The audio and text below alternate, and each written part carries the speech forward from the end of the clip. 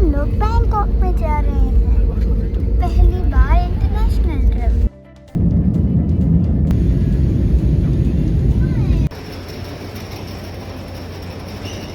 Honestly, international flights always looked exciting in videos, but इसको first time खुद experience करना really that hits completely different, you can see on my face. So अभी हम Kolkata airport से Bangkok airport के लिए निकल रहे हैं एंड ये फर्स्ट इंटरनेशनल फ़्लाइट है, तो इसका एक्साइटमेंट बहुत है and this entire journey honestly felt unreal. पूरे टाइम मैं नहीं सोई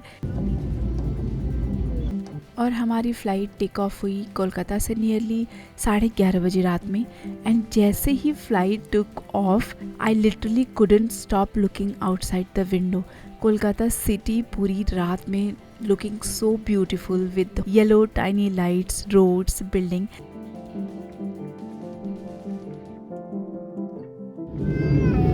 hello guys, we are landing on Bangkok international airport. Flight की पूरी जर्नी एकदम स्मूथली गई और अब हम बैंकॉक सिटी में स्लोली उतरने वाले हैं। हमारी फ़्लाइट में ज़्यादातर लोग सो गए बट मैं बिल्कुल नहीं सोई। I was so excited. Mentally अब हम एडजस्ट हो रहे थे क्योंकि बैंकॉक उतरते ही हमारे फ़ोन का टाइम तो चेंज हो जाएगा and it already felt like completely different day. Slowly हमारी फ़्लाइट बैंकॉक में लैंड कर रही है एंड रियली में आई होप कि सेम फील आप भी फील कर रहे होंगे इस व्यू को देख करके। कितना सुंदर ये सिटी है, ऐसा लग रहा है इसे किसी ने सजाया है, जिसने भी इसे कभी बनाया होगा, सोचा होगा, लाइटिंग्स को इस तरीके से ऑर्गेनाइज़ किया है कि ऐसा लग रहा है कितना सुंदर तरीके से वाइट एंड येलो का कॉम्बिनेशन बना के पूरी सिटी को सजाया गया है ताकि ऊपर से फ्लाइट से ही जो देखे उसको ये पूरी सिटी कितनी सुंदर लगे। एंड मैं पूरे टाइम बाहर ऐसे ही देखती रह गई कि कितना दिमाग लगाया गया है इसको बनाने में, कितना सुंदर लग रहा है ये सिटी।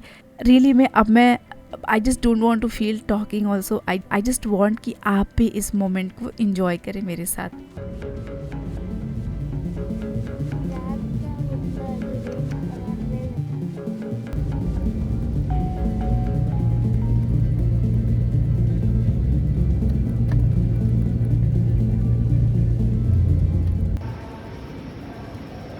सो फाइनली हम थाईलैंड के बैंकॉक एयरपोर्ट पे पहुंच चुके हैं और इस एयरपोर्ट का नाम है सुवर्णभूमि एयरपोर्ट। एंड जैसे ही इस एयरपोर्ट पे पहुंची मैं, रियली में सब कुछ एकदम सुपर ऑर्गेनाइज्ड दिख रहा था। इस पूरे एयरपोर्ट पे एवरीथिंग इज़ अवेलेबल। आपको मनी एक्सचेंज काउंटर्स चाहिए तो हर थोड़ी दूर पे बहुत सारे मनी एक्सचेंज काउंटर्स हैं। यहाँ पे सिम काउंटर्स भी बहुत सारे हैं। फिर उतरने के बाद सबसे पहले हम गए इमिग्रेशन प्रोसेस के लिए। इमिग्रेशन का प्रोसेस हो गया है और it took around 30 to 40 minutes for us. Bangkok से रिलेटेड पूरे एयरपोर्ट पे कुछ ना कुछ चीज़ें, यहाँ पे पोस्टर्स वगैरह लगे थे। सो ऑटोमेटिकली अंदर से वो एक्साइटमेंट और दोगुना हो रहा था। मेरे हस्बैंड ने ऑनलाइन सिम ले रखा था already but somehow it was not activated properly there, so काम नहीं कर रहा था।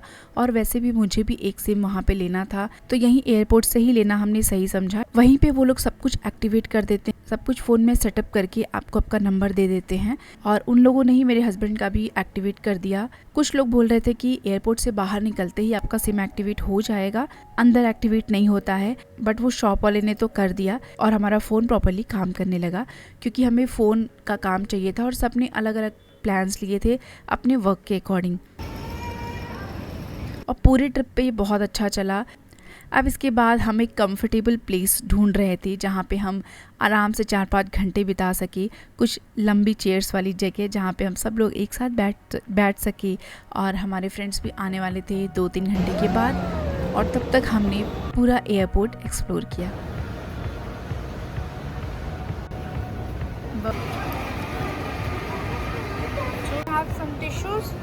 बाय दिस टाइम हम थक चुके थे अब और काफ़ी टायर्ड हो चुके थे। फिर यहीं पे हम थोड़ा बहुत फ्रेशन अप हुए और यहीं पे हमारा प्लान था कुछ ब्रेकफास्ट करके फुकेट के लिए निकलने का। तो सबसे इम्पॉर्टेंट चीज़ ये है कि हम फुकेट आखिर में यहाँ से गए क्यों, क्योंकि अगर हमें फुकेट ही जाना था तो हमने फुकेट के लिए डायरेक्टली फ़्लाइट क्यों नहीं कर लिया, क्योंकि फुकेट भी इंटरनेशनल एयरपोर्ट है। ऑनेस्टली हमारा जो ओरिजिनल प्लान था that was completely different. Earlier we planned कि हम पहले बैंकॉक एक्सप्लोर करेंगे, उसके बाद लास्ट में हम रखेंगे आइलैंड ट्रिप को और वहाँ से फिर फुकेट आएंगे, फुकेट से हम अपने घर आ जाएंगे।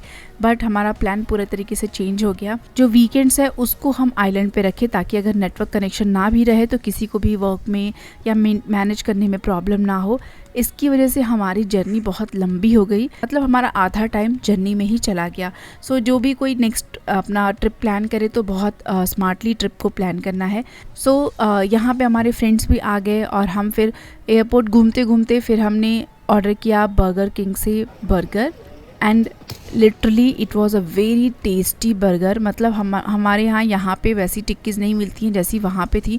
हम सब ने ये फ़ील किया कि वहाँ का बर्गर एकदम टेस्ट में डिफरेंट था, बहुत अमेजिंग टेस्ट था। And now we all were so excited क्योंकि हमारे एक्स्ट्रा फ्रेंड्स भी ऐड हो गए थे, so we were more excited.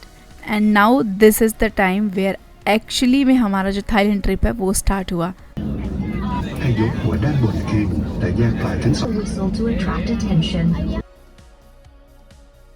इतनी लॉन्ग कंटिन्यूस जर्नी के बाद भी हम बहुत एक्साइटेड थे क्योंकि अब हमारी फ़्लाइट फुकेट में लैंड करने वाली है एंड एक्चुअल में हमारी ट्रिप यहाँ से शुरू होने वाली है। सच में बोलूँ ऊपर से देख के कितना सुंदर लग रहा है, पूरे सी में, समुद्र में बीच बीच में लैंड है, मतलब माउंटेन के जैसे छोटे छोटे बहुत सारे बहुत दूर तक दिख रहा था। मैं तो बहुत छोटा सा क्लिप डाली हूँ यहाँ पे, इतना ग्रीन पीसफुल ऑलमोस्ट अनरियल। और यहाँ से हमारा मेन ट्रिप शुरू होने वाला है।